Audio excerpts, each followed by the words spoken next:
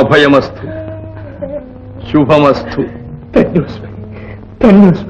నమో నారాయణాయ నత భక్తలోకాయ, నమో శ్రీనివాసాయ త్రితవత్సలాయ, నమో స్థితి కారణాయ శ్రీ సతీ ప్రియాయ, నమో దేవదేవాయ దివ్యాయ నమోస్తు.